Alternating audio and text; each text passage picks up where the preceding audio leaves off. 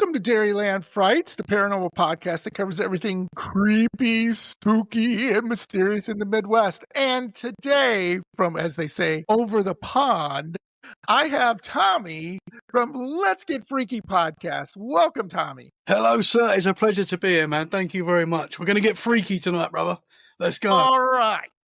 I love it. I love it. We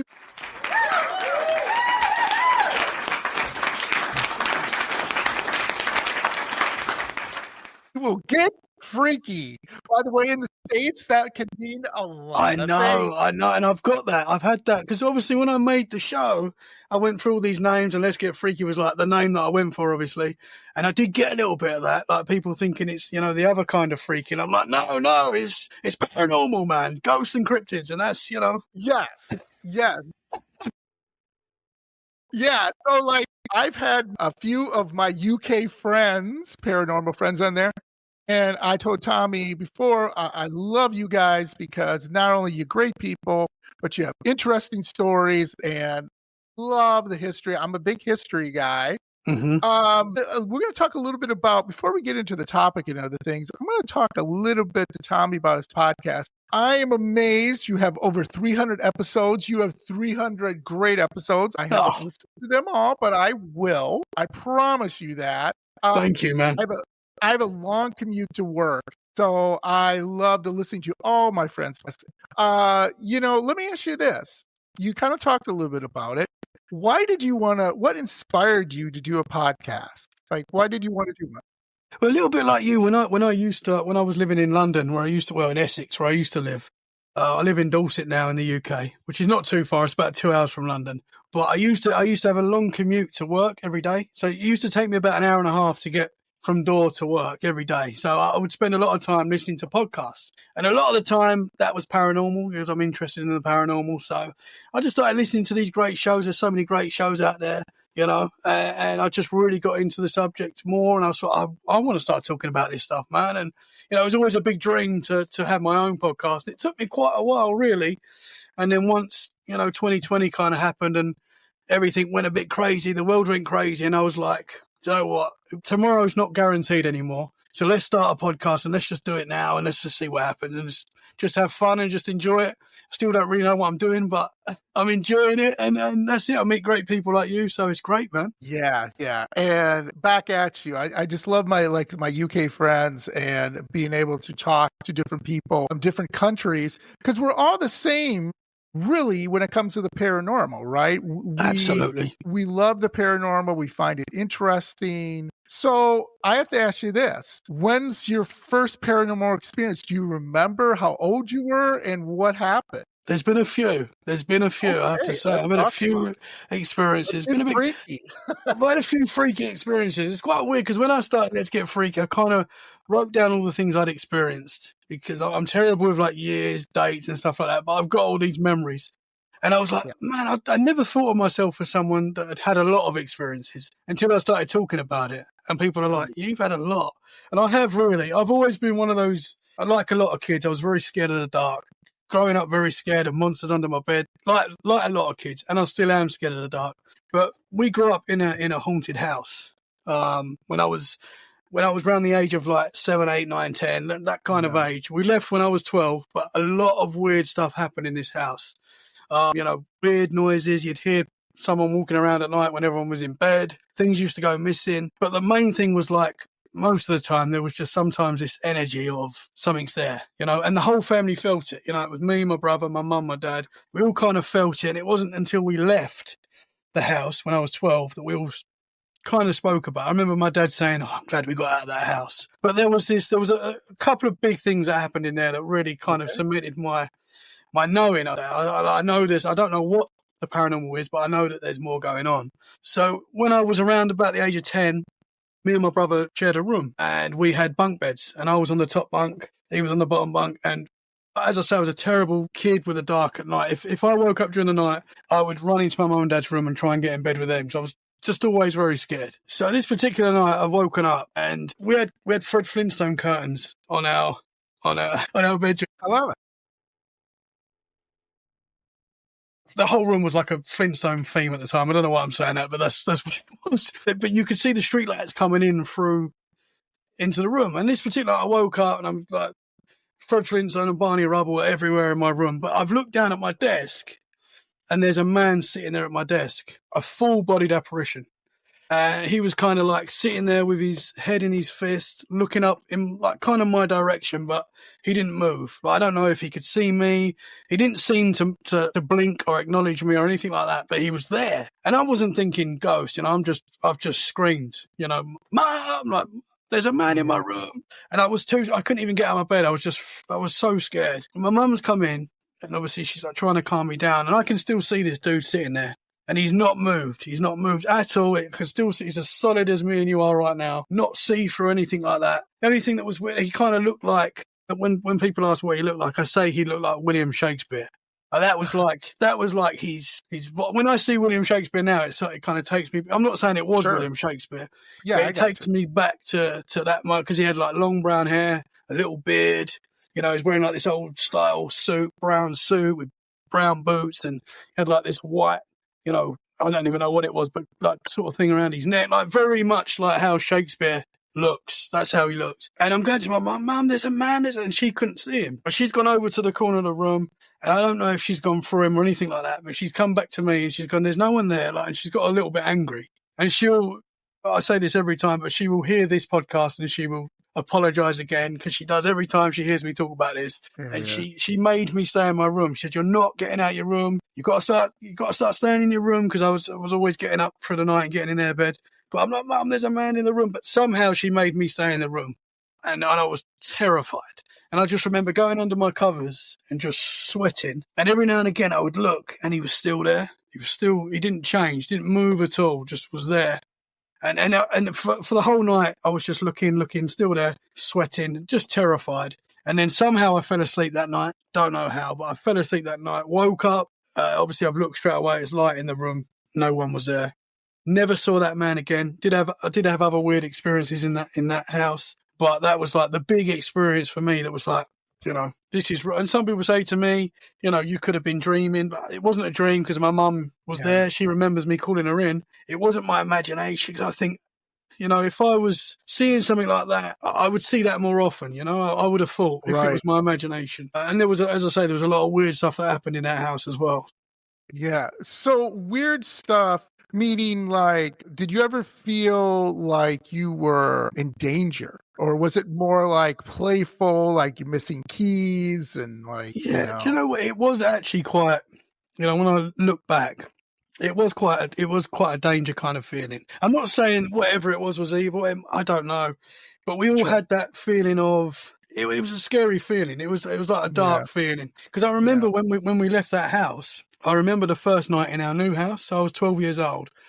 And I remember I had my own room and there was no curtains on the window. So it was really light coming in. But I remember laying in my bed on my own for my first time in my own room. And that was like quite a big deal for me. So I was so scared of the dark. I remember like laying there and not being scared and thinking that this is quite strange, that I feel at peace because I'm in a new room. I'm in a new house. I should be like, this should be weird, but it's not. So, and that's just something that I remember, and I think that's kind of strange. But my brother also in the same room. So where I saw the man, my brother woke up one more night, and my brother's a lot more skeptical than me. So when you talk to my brother about this, he's like, yeah, but he will, he will admit that the house was weird, but he still thinks possibly this was a dream, but I don't know. But in the same area that I saw the man, he saw two red eyes, and he said they just started like floating towards him and then disappeared. And I say to him, that's probably, I don't know. I can't say it's his experience. I can't say he's not dreaming, but as I say, he's a lot more skeptical than me, but I tend to think that was something to that as well. Yeah. And that's hard when you're young because it shapes you, right? Mm-hmm. It shapes you. And you were, I guess, pretty lucky in the sense of I've spoken to people who their parents would dismiss it. It'd just be like, oh, it's a dream or whatever. And then when they leave, they're like, maybe like, later on in life or whatever, 18, 19 years old, they're like, parents come clean and they're like, hey, yeah, it was haunted. And we believe the demon was in the basement. And we're like, what the hell? Absolutely. Why did you I'm freaking out here. And you're like, Yeah, whatever, sweetie. absolutely. Yeah. That's why now, because I've got 3 kids now. So when they tell me something, like the room that I'm in now, this is my studio now, but this was my 2 daughters' bedroom. They were having terrible sleeps in here and waking up and saying they were seeing things and stuff. So I was like, okay, I'm going to take you out of that room and just see if there's and there was quite a bit of a change when they moved to a new room. And, I'm in the freaky room now of the house. So is your house haunted, you think now? Do you have a spirit there? Well, we've had some weird stuff happen here. Yeah, very, very strange stuff. I feel like, I don't know about you, but I feel like when you look into this kind of stuff, when you look into the paranormal, it looks back. I really do believe that. Yes.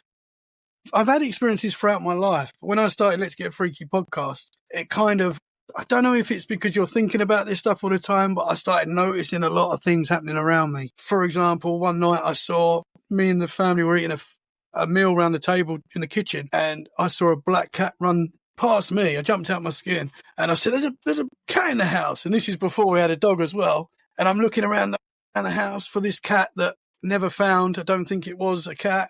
There were a load of things like that. And we had a spell probably last summer where there was a lot of activity going on that was quite worrying, I have to say. And I was saying, and my wife was experiencing stuff, the kids were experiencing stuff, and she was like, "You've got to stop doing this paranormal podcast." And I'm like, "No, I can't. I'm sorry, I can't."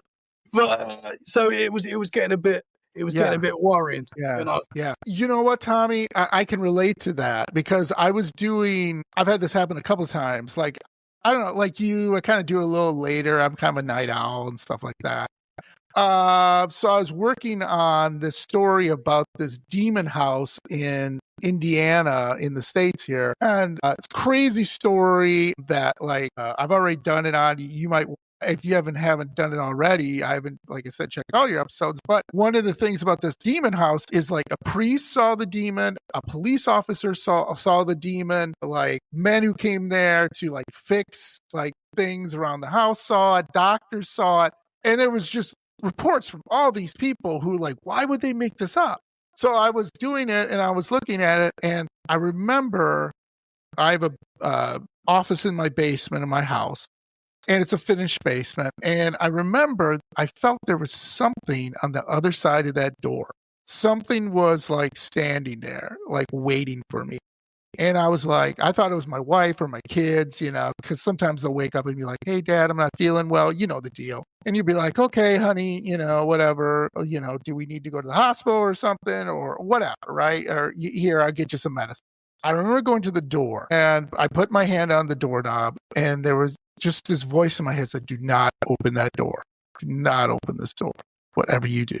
And it was just like a voice in my head telling me that. And I felt like I could hear like something on the other side, like shuffling. And and it's like, I don't know, 1 o'clock, 2 o'clock in the morning. And I'm like, "Hey, who's there?" Figuring again, maybe it's my kids or whatever. Nobody answered. And then I just was like, okay. And I went back, and I remember just sitting in my office, just kind of waiting. And then it finally registered in my brain, okay, stop what you're doing. It's all clear. You can go now. But man, did that freak me out. That was really freaky. And it was like, that was wild. That was just, and I've heard this from other people like yourself too, who have said you're working on a certain story, maybe it's in your head or whatever, and you might see a shadow person or shadow people, or something like that, where something or you feel you're being watched. Mm-hmm. That's what I feel a lot too. You're being watched. Yeah. It's like our senses. We've got these natural abilities that I think we've all got. You talk to mediums and stuff, and they seem to be more tapped into these abilities. But, I think your average person that's not even interested in this kind of stuff still has those natural abilities where we get that sense, we get that gut feeling there's something there. And what is that? That is paranormal, man. That is... Absolutely. That is paranormal. Absolutely. Yeah, and one of the things that always makes me laugh, what I always find interesting talking to my UK friends, I ask them about pubs. Because here in the States, we're still young puppies. We have pubs, we have haunted. We call them bars here, but you can call them a pub. It doesn't matter. Yeah. Anyway, we do have some haunted bars in the United States, but it's frequent. One of my UK friends told me that there's a pub, near me. It's haunted. And then they're like, it's rarely you don't go into any pub, like in a major city or a major town, or even any town for that matter, and at least find one haunted pub. Is that true? Every pub in the UK, every pub is haunted in the UK. You talk to anyone that works at the pub, they will have experienced something. For some reason, pubs are one of the most haunted places I've found. I don't know why that is. I mean, I guess it's why, because so many people go there and there's been a lot of activity there, a lot of energies put into those places. They're often very old. I mean, there's a pub just down the road from me. That's not far down the road, 15 minutes down the road. And some of that pub, one of the walls from that pub was built in the 12th century and it's still standing. Wow. Not the whole pub, it wasn't a pub that time, but the actual pub is still very old as well, but a part of that pub is actually 12th, which is incredible to think. And then you've got a castle just down the road from that pub called Corfe Castle, which is very haunted. That was like 11th century, maybe even before that, built by something to do with William the Conqueror. That's how old that is. Wow. And that's got like every town I know and in the US as well has got a woman in white. Yes. That castle's got a woman in white that walks around, the headless woman that walks around that castle. There's so many ghosts there, and that's just down the road. Yeah, I was surprised. I guess I shouldn't be surprised, but back in the 14th century, 12th century, whatever century, the pub was used as a collective meeting place. So you might have a trial in there of a convicted murderer. You might have a hanging. You might have suicide. It could have been a brothel. You know what I mean? Yeah, it could have been so many things going through there. And all that energy, negative and positive, just seeps into the walls and the floors and everything that's in that pub, negative or positive. So I'm just amazed. Oh my God. The hubs, well, they not so much now. I guess in some places they are, but they were like the hub of the community where everyone would meet, everyone would go, probably every night, probably go in there after a day's work, and everyone knew everyone kind of thing, I'm imagining. And I guess you still get that now in some places to an extent. But, going back hundreds of years, that would have been even more prevalent, that these places were. Yeah. Yeah, and very I think special. It is very special. I would love that. I'm a Guinness guy. I don't know if you're a Guinness guy. I am a Guinness guy. I am. I love it. There we go. I'm actually, don't tell anyone, I had one today. I'm going to have one today. Let's go. Yeah. I love Guinness, man. It's one of my favorites too. Yeah, it's one of my favorites. So one of the bigger things too. About UK, you have many famous cases. And I was just wondering what your thoughts on them, because I'm always curious, getting someone who maybe heard of them or maybe you were too young. I don't know. But the Enfield poltergeist, what is your feeling about that? Fake or real? What was your thoughts on that? Interesting one. Quite interesting, because where I used to go to university, I wasn't far from that house. And it really bugs me because I didn't know too much about it then, because I would have been outside exploring it now. Yeah. It's a weird one. I mean, some of the evidence I know can be debunked, I guess. But for me, I think there must have been something going on there for it to be that worldwide. That story is one of the most famous ghost stories there is, and some of the pictures are, with the little girl flying and stuff in her room. I mean, it's terrifying. I think there was something going on there. I really do. A lot of the time, I think with these cases, they do get kind of blown up, I believe, and possibly with time, maybe exaggerated, possibly, especially when they start making like money out of these things, with television programs and things like that, they're gonna blow up, and you get ghost teams go there now, I believe, and stuff like that. So that's going to add to it as well. But I think with that story in particular, I think something was going on there. Yeah. I think there was some truth that got overblown. I think there was some of the story where this older man died in his chair, had a heart attack or whatever he had. I mean, that could be a lasting thing. I think it was scary, probably like your house was scary in the sense, but not to that degree where they were saying like, all these things. To kind of put it in perspective, the Conjuring house here in the States, you talk to the people who live there and they will say like, yeah, it was scary at times. but not Mhm. to they're saying, we're being locked up here and we can't get out of the house, or, we're being dragged up the stairs, or, we can't Mhm. turn the lights on anymore. Like, no, but we did see things and we did hear things and we were pushed and we were this. And it Yeah. wasn't fun. It was Yeah. scary, but it wasn't to the point where, my God, I'm fearing for my life. Like, we're running out in the middle of the night and going to wherever to get away from this thing. I mean, I'm sure there've been cases like that, but I feel like I feel like if, for example, if I'm living in a house where that's going on and it's like you can't get away from it, I don't think you're going to stay there. I mean, I said to you, I experienced quite a lot last summer where there seemed to be quite a lot of weird stuff going on. Never got to the level of like the Conjuring house. I feel like I would be out immediately. Yeah. Me too. I couldn't stand that. Me too. Yeah. And in the second case, I don't know if you've heard of this one. It's a fairly famous one. It's gotten more famous, I think, in recent years. The Black Monk of Pontefract. Have you heard of that one? I don't think I have. Where was that? Okay. That one is definitely worth an episode for you. That one is, there is a flat in Pontefract, or a city near there. And I can't remember the city because I did talk to someone from the UK about it. And they said, basically, you go this flat and it looks like what they call a common house, or what do you call those houses that are just for, like poorer people and everything like that and live in the flat? A council house. Council house. Yes. Council house. Yeah. So that's what it is. And the gentleman who runs it is now running it out for paranormal investigators. He does not live there anymore. It's a new owner. Well, the guy's probably owned it for a number of years. And when you go into this house, supposedly it's so haunted that every time people's been in this place, something's happened. And I talked to the gentleman who was in this house from the UK. And he said he went up to the room where supposedly this little boy wants to play with you, and he rolls a ball from underneath the bed. And he was sitting there and he's like, yeah, man, this is all like touristy trap or whatever you want to say, what you guys call it. You know what I mean? It's just guys making a few bucks, whatever. So he went up there by himself, sat on the bed, and he was like, okay, if you'd like to play, I'll play with you. And he says, I'll swear for God, stack of Bibles. This little ball started rolling from underneath the bed.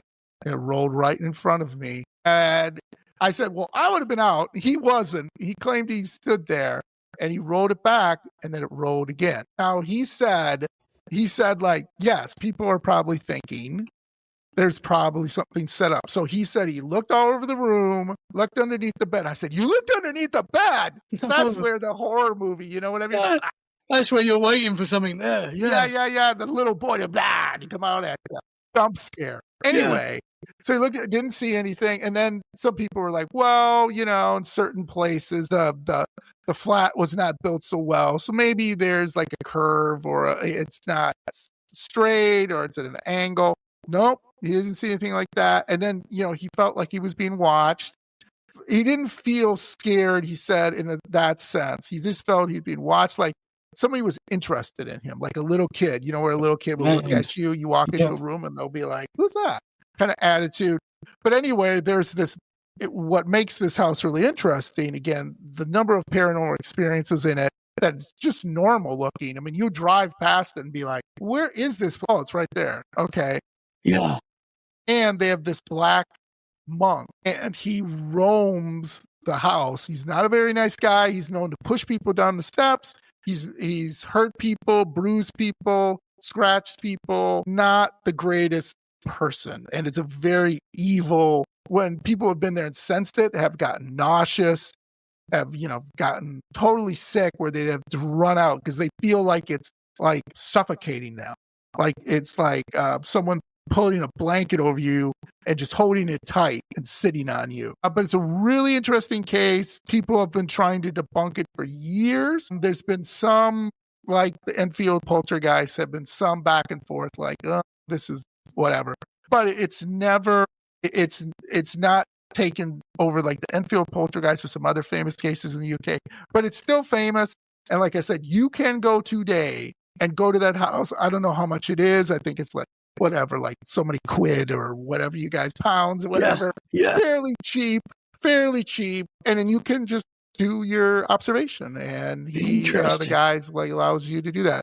I do not know if you can stay overnight, but it's a really good case. And if you could get someone on your show, since you're a little closer there on your show, I would love to listen to that episode. Yeah, man, I need to look into that. Yeah, because it's a really interesting case. It's one of the few cases that a lot of debunking has gone on, and it's never a definite answer. No one's ever said, nope, this is fake, or it's real. It's just which is like a lot of these places. When you think about a lot of these places, it's because it's a lot of the time these things happen to like an individual, and it's a personal experience. But a lot of us have these experiences.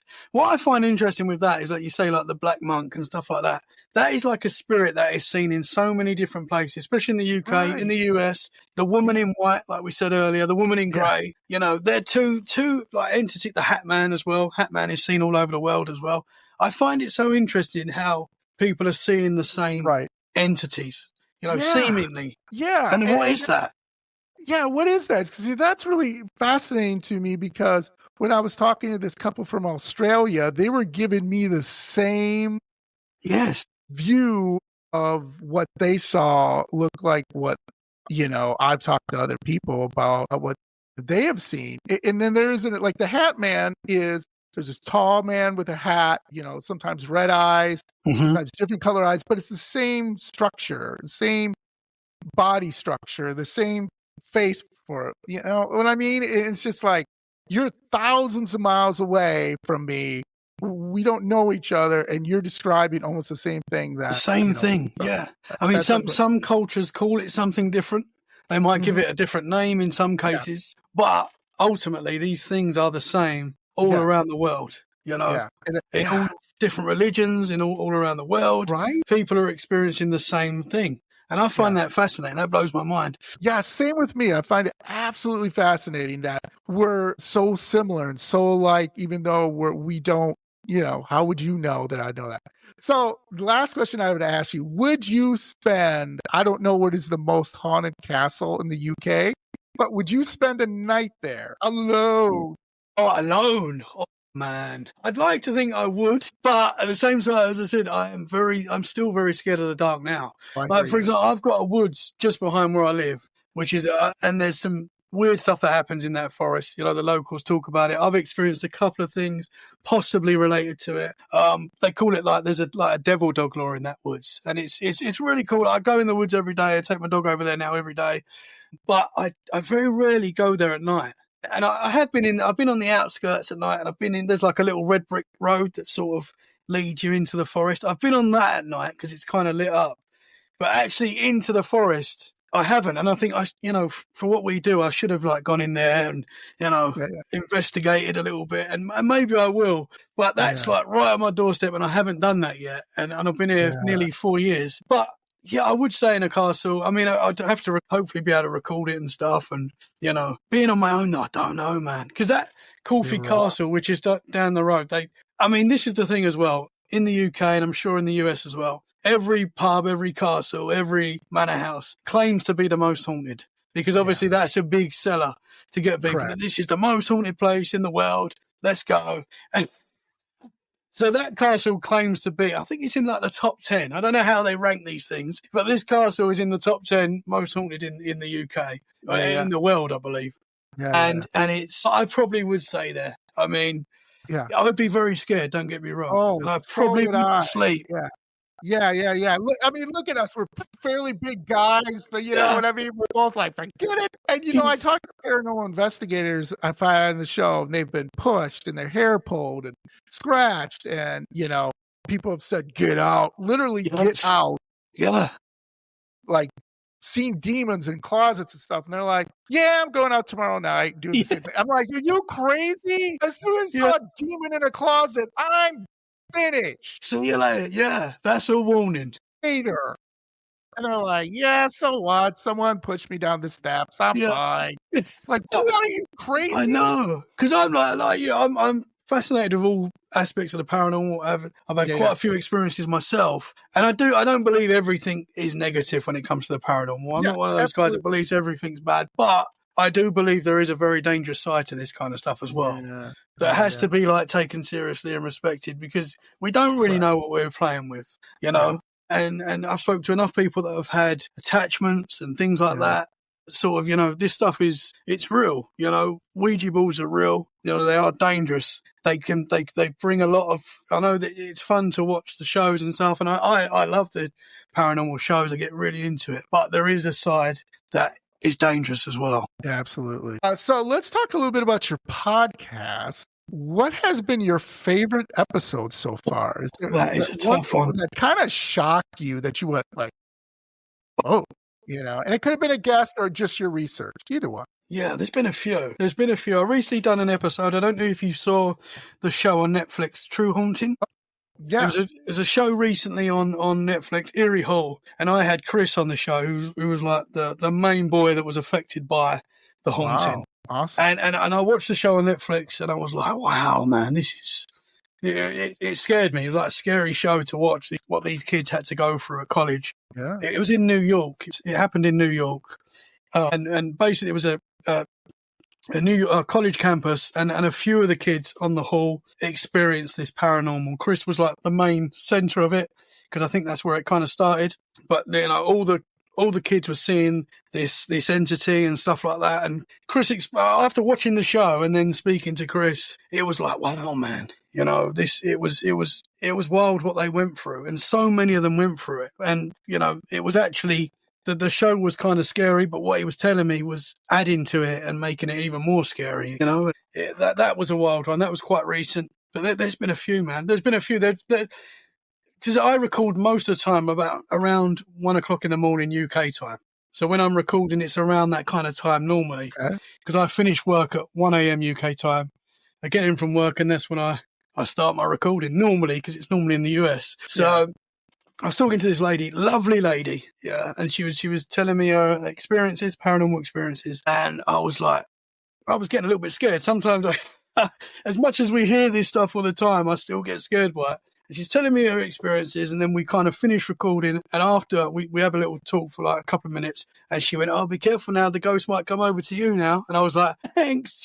She was joking, but I think, but I was like, "Thank you." Like, anyway. Finished recording, and so when I'm recording, I'm upstairs, and I leave all the lights on downstairs because I get very scared. So finished recording, I've left my room, gone down the stairs, all the lights are off. And I'm like, this is strange, but it could be the wife. The wife could have got up and turned all the lights, but she probably wouldn't do that. Kids probably wouldn't do that either if they came downstairs. So I'm like, okay, this is weird. Turned all the lights on, every single light on downstairs. Okay, it's cool. The lights are back on. Went into the front room. Went back into the kitchen. The light was off in the kitchen, and I was like, "What?" You know. And I'm starting. Did I turn it off? But I don't think I did. I'm not playing it back. And there was just this weird vibe, and I think it might have happened in the front room as well, where the light went off, and I was like, "What the heck is going on?" And so there's been stuff like that as well, where I've talked to someone, and then after there's been a bit of a lingering feeling. I don't blame that lady at all. I'm not saying she's a lovely lady. It wasn't her, but you know, it's stuff like that as well. But man, that's crazy. That's crazy. That was pretty wild. Yeah, that was a lot of stuff like that, right? Yeah. Oh, I was doing an interview once. Someone's telling me something, and something fell down in my studio. And I have as well when I've been recording. It happened. It was around last Christmas last year. It happened twice where I was talking, just how me and you are talking now, and this object kind of like floated through my screen, and I didn't see it. My guest saw it and said, "Whoa, I just saw a white thing go through your screen." And I was like, okay. So when I put an episode out, I normally I focus on the audio. I make sure the audio sounds great, because that's where most people listen on Apple Podcasts and Spotify.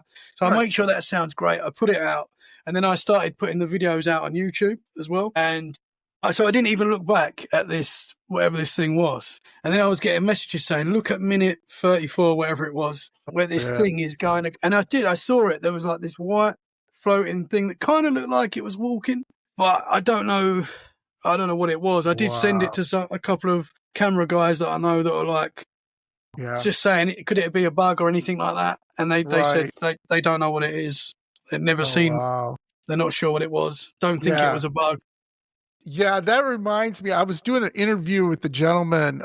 He owns the Doman House. Basically, it's the famous case with Sharon Tate, who was killed by the Manson family. He lived near her, and he lives in this house, and it's been investigated many, many times because it seems like some of the spirits have come to this house. And we were talking, and he was talking, and then all of a sudden he goes, "Will you knock it off?" And I'm like, I thought he's talking to me, and he's like talking to the spirits because they were making noise in the back. Whoa. And then also he goes, "Did you see that?" And I'm like, "Yeah." Is there something? He's like, I said, "I saw like a shadow. Is there someone in your house?" He goes, "Yeah, John, the spirits." I told you that. And I was like, "You Whoa, can you see saw it. I could see it." Like he was just talking, and then he just said to me, "You saw that, right?" And I'm like, and then I went back and I'm like, oh my God. The one thing, I don't know if this ever happened to you, but the one thing, I was talking to a medium who deals with grief, and she talked about how she deals with people with that, like talking to their loved ones and stuff. And I was talking about my mom, and my mom died about 4 years ago, and she meant so much to me and everything. And I said, I just want to see if she's okay, that she's loved, know she's loved and everything like that. So there was something that kind of flashed behind this medium, and she kind of goes like this a little bit. She goes, "Okay, I will." And then we started talking, and then she reached back out to me, Tommy, after it. She goes, "By the way, that thing that when I said, 'Okay, I will,' that was your mom talking to me. She wanted to tell you she's okay and she loves you." And she came into that when she heard me. She said, this medium said, I attracted her when you said that. And she goes, that happens a lot where, and I was just like, woo. And she'll text me and stuff from time to time and say, were you thinking about your mom? She's fine. Remember, John, she's fine. She's okay. Because she told me she's okay again. That's just, I love that. That's some of the cool stuff. That's some of the cool stuff. Maybe not scary, but that's some really. Yeah, that's a comfort. Yeah, that's cool. Yeah, I love that. Cool. Yeah. I love that. One of the things, though, I saw with your episodes, I was listening to that means quite a bit to people in Wisconsin. We have a cryptid called the Beast of Bray Road. And I was listening to that among others episodes. That has been, just to let you know, Tommy, and you probably, if you remember the episode at all, that's been around for years. And people have still not disproved it. And I've spoken to people who have supposedly have seen it, have heard it howl, have collected samples. I didn't, I thought this gentleman that you interviewed was really interesting about it. Do you remember anything from it? What do you think about it? I do. Yeah. Well, one of my big things, another big reason why I started Let's Get Freaky is because I love Bigfoot. And then obviously when you look into Bigfoot, you realize you've got the Mothman, you've got the Dogman. There's so many, Many cryptids. And that is another thing that fascinates me. It blows my mind. And I personally think that these things are out there. I really do. Too many people see these things, and if you think if one person is telling the truth, it's real, but I think obviously a lot more people are telling the truth. Patterson Gimlin film, for me, that is legit, I believe. Yep. But yeah, the Beast of Bray Road, that is something that, that is one of the most famous Dogman encounters, and one of the... Absolutely.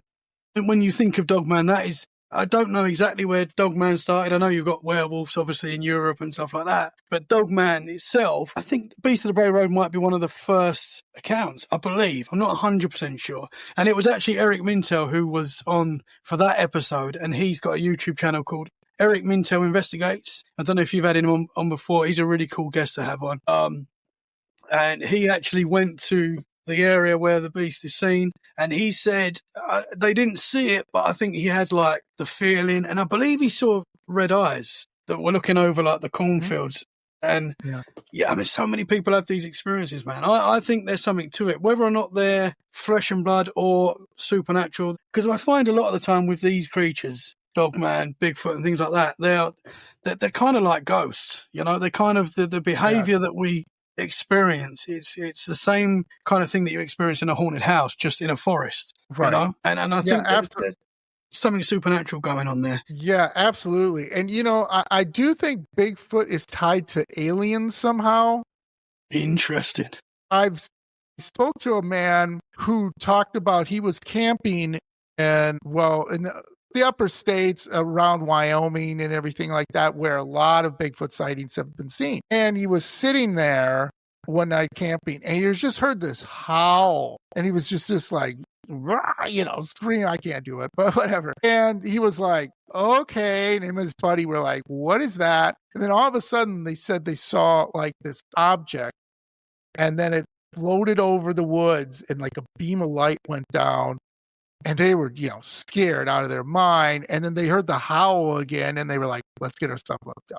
Yeah. And they said it was just unbelievable. And I've spoken again to other people who would talk about extraterrestrials, UFOs, and they've said, yes, they do believe that Bigfoot has something to do with aliens, and they're not really sure what it is. And it's absolutely fascinating to me. Yeah, absolutely. That tie together. Absolutely. I mean, there's definitely seems to be more going on than just flesh and blood. I know, like in the Bigfoot cryptid world, there's quite a big debate, and sometimes it gets a little bit heated between these investigators. Some saying it's flesh and blood, it's an ape, and then others are saying it's supernatural, it's aliens, and they kind of go at it. And I never really understand that. I think let's just all put our ideas out there, because no one really knows what these things are. Nobody knows. Absolutely. I mean, we've got some ideas. Some people have seen these things, and but we really have no evidence to what these things are, so we shouldn't be arguing about it, really. I never understand that. I know. Now, the only thing I would say, Tommy, and I've told this to Bigfoot investigators and all different people who I've had on the show, I really don't want them to find Bigfoot, because what do you think they're going to do? They're going to dissect him or her. You know what I mean? They're gonna want to know what's going on. They're going to put that creature in a prison. They're gonna, I'm like, we're not the nicest creatures, are we? We're not the nicest people. We're not gonna hug it and be like, hey, everybody, look, it's real. No, we're gonna take it and put it in some prison somewhere and lie. It's like what we do with like the killer whales and stuff like that, and I'm not having to go at anyone from the past what they've done, but I think, now with research, they found that it's not good to have those things in like a tank, basically, which, and I know that it's a controversial one again, but that is what we would probably do to the Bigfoot if we could. We'd put it in a cage and we'd charge people to come and see it if it's flesh and blood, if we could. Because that's just what people do. That's what humans, unfortunately, do. That's why I'm kind of like, let it go and just let it. I get it if you want to do research, but not to harm it, because it would be such an unbelievable discovery. I mean, you'd want to find out more, but absolutely. So I'm kind of happy that no one has found it yet and everything like that. So, you ready for our topic? I can't say let's get freaky. That's your things. You can say that. These are popular urban legends from the Midwest, which I thought you might find really interesting, and maybe you want to do one of these, do a topic. Please chime in or say anything you want. I'll definitely hear about it.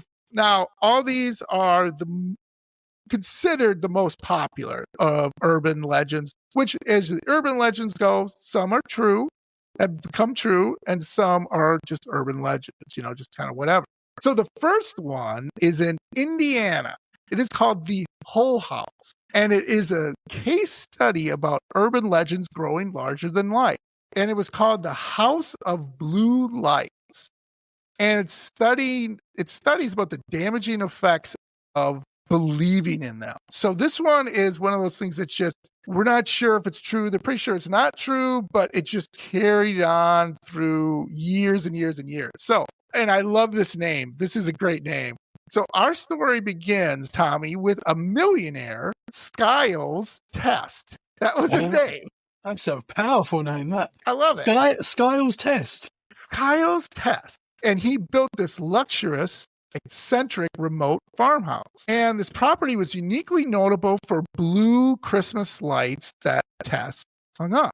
Test also gained a bit of unwanted fame for his parties, leading to a rumor that sometime in the 90s that he displayed his deceased wife's body in a transparent glass coffin wrapped in blue lights. So supposedly he just had his dead wife's body in this glass coffin for everyone to see, and they put blue lights around it. Not really sure why he did this. Yeah. And anyway, you can already imagine the sort of obsession he created in this true crime occult loving crowd. So this is the 1950s. This guy, why would he store his dead wife like that? So supposedly he just had it out. So you could like knock on his door and be like, "Hey, can I see your dead wife?" Yep. Like, Wow. yeah, you know what I mean? And That's not really wild. yeah, nobody really knows the real story behind it, why he did this, and what he was doing, why he brought that out.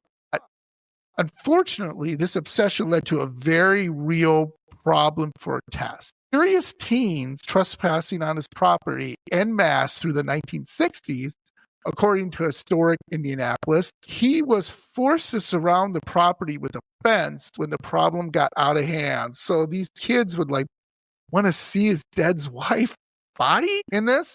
And these disrespectful invaders started breaking into his house, swimming into his pool, and even setting some of the outbuildings on fire.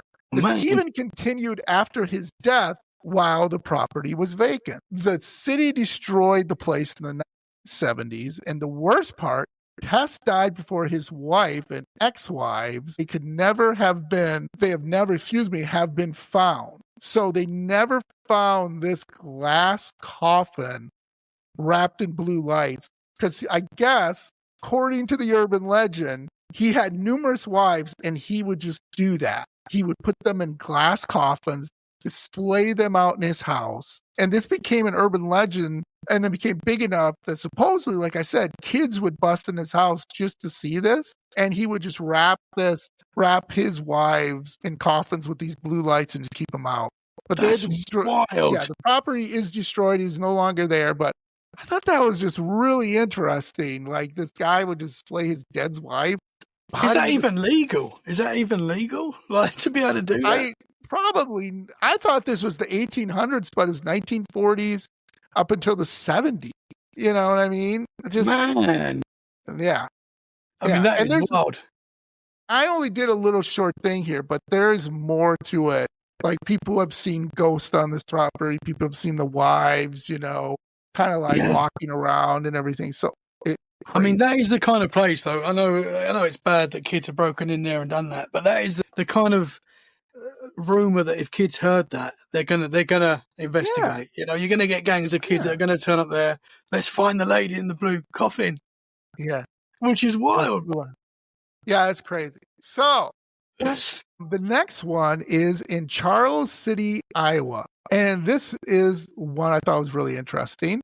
Because I have a bunch of family in Iowa. It runs along a hiking trail circuit along the Charlie Western Railroad. And so, as you know, you have a bunch of hiking trails in the UK and stuff. In the US, typically a lot of them run along old railroad tracks. I don't know, they take the tracks out and they use the trail for you to walk. But anyway, as you take this popular US rail trail, you'll encounter the Iron Hill and the old abandoned White Farm. And here's what you might hear when you go to this farm. You might hear the ghostly screams of children and get a whiff of smoke. If you're lucky, or unlucky rather, you might see a little girl in a white dress or hear a disembodied voice whisper your name. So you might hear Tommy going along this trail near this abandoned farm. So why does this happen? Well, the legend goes that a train derailed near the spot and caught fire. One of the boxcars was filled with orphans, and they got trapped and burned alive in this boxcar. So their spirits still haunt the spot to this very day. So when you're wearing along this trail, people have said they have seen like children. One person said they saw like something on fire and they were running, they're like, oh my God, how can I help? I'll call 911. This is like modern day. And they ran up and they saw this little kid like running who was on fire. And they were like, oh my God. And a lot of these people call the police. And they'll say, there's these kids and they're running and they're on fire. You got to come. And then the fireman will show up, or the fire crew, or the sheriffs, or whoever. Nobody said. Nobody. And they've gotten to a point where a lot of the dispatchers, for the firemen and the police will go like, yeah, you're seeing a ghost. They'll actually tell them you're seeing a ghost. And they'll be like, no, the child's on fire. It's right there. Oh my God, you got to come. And they're like, we're not coming. Yeah. And they'll be like, you who are you? I'm going to report you. And they'll get really mad. And then they'll like turn around and nothing's there. Yeah, that's wild. And then other people have been like jogging or walking along there, and they'll hear their name called.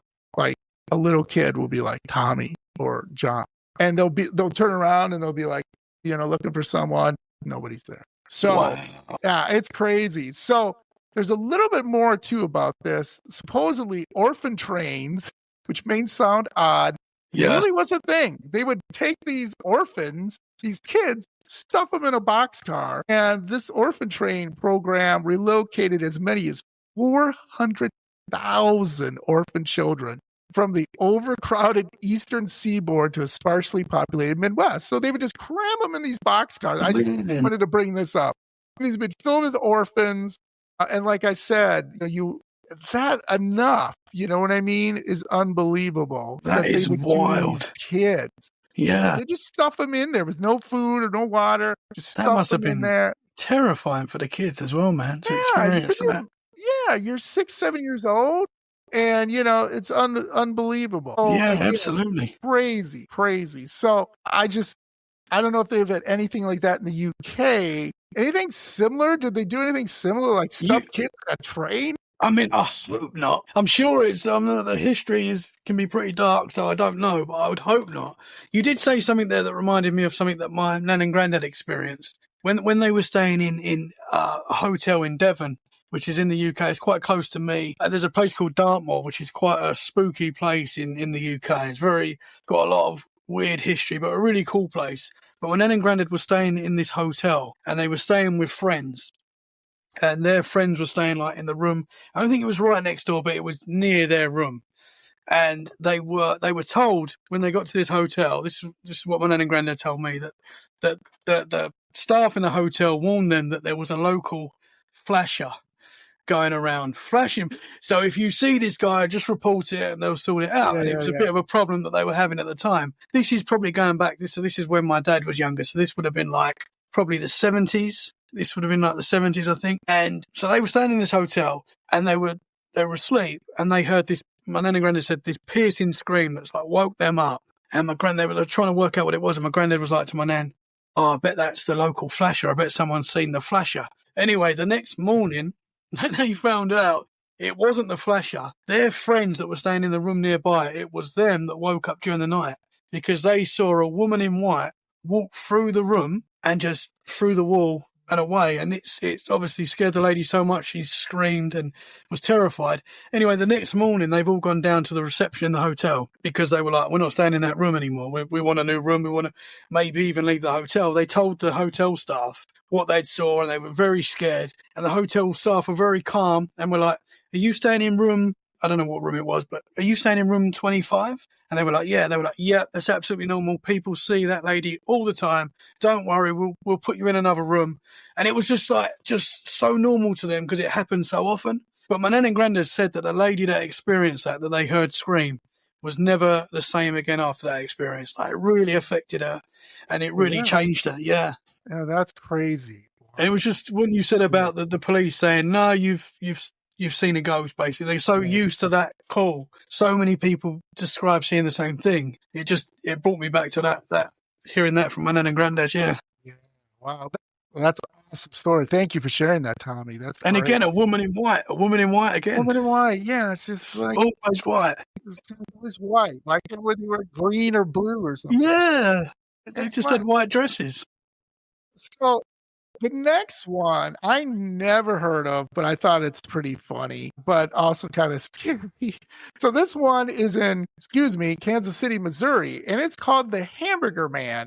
And it isn't a nice guy that gives you a Big Mac and sends you on your merry way. He's a murderous hermit with a disfigured face that perhaps looks like ground hamburger meat. And he has a hook hand and a bloody apron. So if he catches you, Tommy, he butchers you into hamburger meat. And supposedly, he's got a shanty somewhere in the state park located in Hutchinson, Kansas. So what happened to this guy? Why did he become Hamburger Man? And why does he want to turn you into a hamburger? Well, he was shunned by society and fled to the park where he hides among the trees, waiting to snag someone and slice them up with the knife. Now, the earliest accounts of his exploits go back to the 1950s. He were victims who were foolhardy enough to be either out in the dark in the area, or worse, crazy enough to look for him for his house. Luckily, there doesn't have to appear any hard evidence of such a man. Lots of people have reported, though, having seen him, though. In many accounts, he appears like a ghost. You feel like someone's watching you, and you feel like someone's standing by the road, appearing briefly in your rear view mirror.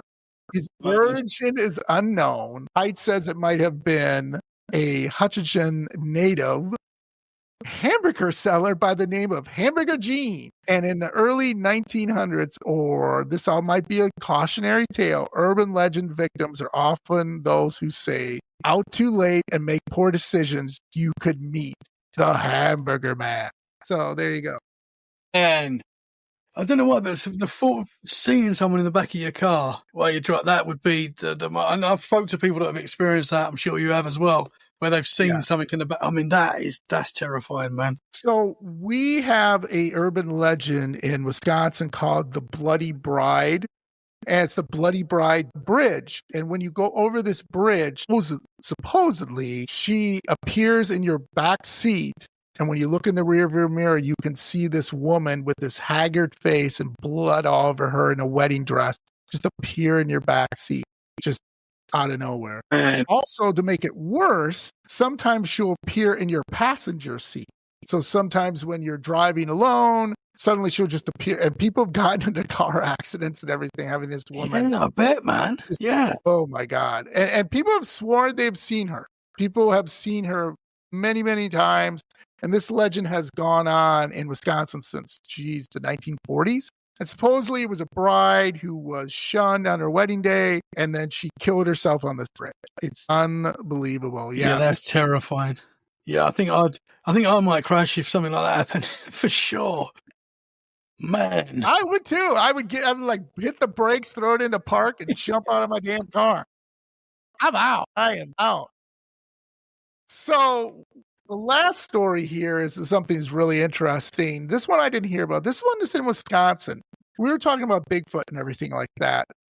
Supposedly, there was an abominable snowman. So I don't know if you've heard of that, the abominable snowman or the Yeti. Absolutely. Kind of like similar to Bigfoot, or what we call the Deltox marsh monster. So Wisconsin is the perfect place for this cryptid, because it lives in the frigid, snowy temperatures. And the creature was first sighted in Fremont, Wisconsin on October 19, 1968, when Bob Perry, Dick Blyer, and Bill Mallow had to split up during a deer hunting trip in the Deltox Marsh. It was Bob who first saw it, mistaking the cryptid for a deer. I don't know why you do that, but shortly after Dick and Bill got within a stone's throw of it, they told no one what they saw. Later in November, the three went on another hunting trip with 11 men in total. Oh boy. They reportedly hemmed the creature in. Of course you want to kill it, which somehow managed to escape. Still, that meant 11 witnesses and the community of Fremont and the nation gobbled up the story. Cryptozoologists and research have trickled in, and more sightings were confirmed. And the investigation seemed to rule out like escaped zoo animals or some prankster in a suit. So supposedly up in northern Wisconsin, which is nothing but forest and trees, and it's boy, if you've been up there at night, which I have been camping, it is spooky.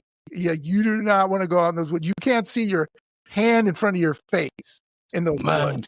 I had to go relieve myself like every gentleman has to in the woods. How many trees I bumped into, I couldn't tell you, but I was like walking, boom, oh crap, and bam. Because you don't see it till you get right up. I mean, that's how dark it is. I mean, when you go there, it's really beautiful because there's no lights around it, nothing. So there's no light pollution or anything like that. So the sky is unbelievable. But you hear noises, you hear things that freak you out. So, yeah, I mean, there have been Bigfoot sightings supposedly in Wisconsin, but mostly Dogman, Beast of Bray Road, and now I guess the Abominable Snowman's hanging out there. Yeah, wow. Any thoughts on that? It's interesting because it goes back to what we were saying earlier, how these things are very similar. They're just given like a different name. Yeah. We put a different name on these things. Right. And I find, because every town you go to in the US, there's a different name for seemingly the same kind of thing. And it'll be, some exotic monster name. And I really like that. I like the fact that they've got different names. And even in the UK, there's like different names for these things, and all around the world, which I find fascinating. Before we had the internet as well, before we was all connected like we are now, people were still sharing the same stories, just putting a different name on it. And I find it interesting that these things are everywhere. It's just perception. Right, exactly. Do you have a favorite cryptid in the UK? Is there any good cryptids in the UK? Well, I mean, I guess you've got to go with Nessie in the UK, the Loch Ness monster. I mean, she's the OG, shall we say. There's a lot of theories of what that could be, a giant eel, a sturgeon, there's a lot of different. I like to think that it's an actual Loch Ness monster. There is, the legend is real. These things are seen in other locations around the world as well. I hope it's what's the plesiosaur, I think the name of the monster, dinosaur that they say it is. I hope it's something like that. Yeah. But but Bigfoot is my favourite. And there are Bigfoot reports in the UK. I know it can be slightly more. I think if they're here in the UK, it is more of a supernatural thing. I would say. I'm only guessing, but I like to think that there's Bigfoot everywhere as well. It's like my romantic side. I love to think that there's these creatures out in the forest, Right, exactly. And I think in the UK, don't you guys? People have said they've seen like trolls or absolutely, things like the that. pixie lore and stuff like that. Fairies, big part of folklore in the UK, in Ireland, in all sorts of places like that. And again in the US as well, you've got like the Pukwudgie in like New England, and that is exactly the same as what a pixie is in Devon in the UK. Exactly the same thing. They're trickster entities in the forest. They're pretty much the same thing, mystical creatures. But again, they're just given a different name. And is it the same thing or is it something different? Yeah. I love it. So, Tommy, I could talk to you for hours. This has been flying past too fast. This was so great and everything like that. So could you tell my spooky friends what you got coming up and where they can find you to listen to your podcast? Yeah, well, thank you very much. First, it's been an absolute pleasure being on your show, man. Thank you very much. That's gone so quick. Such a great conversation. I'd love to have you on Let's Get Freaky as well, man. Yeah. But we're wherever you get your podcast, Tommy Cullum's Let's Get Freaky, Apple Podcasts, Spotify, Amazon Music, wherever you get your podcasts. We're also on YouTube as well. You can check us out on there. Put most of the videos on there now. And social media, Instagram, Facebook, TikTok, X, we're everywhere. Let's Get Freaky podcast. You'll see my little ginger cartoon face. And that's with a Bigfoot, an alien, and a ghost behind me. And that's us. Let's Get Freaky. I love my spooky friends. Please check Tommy out. I've only gone through a handful, and I'm going to listen to it because some of these are really scary things, and some of these people who are talking about things like Tommy said, it really makes you feel like, man, this is creepy. But it's the same too when you're talking to UK or States. It's kind of the same, Yeah, absolutely. View different entities and different spirits and things like that. So again, amazing time. Yes, I would love to be on the podcast. Let's do it, man. Yeah, it was so awesome. I love it. You're the best, Tommy. And you're the best. Thank you, man. Remember, stay spooky, and then let's get freaky. All right, guys. Thank you so much, Tommy. Thank you, brother.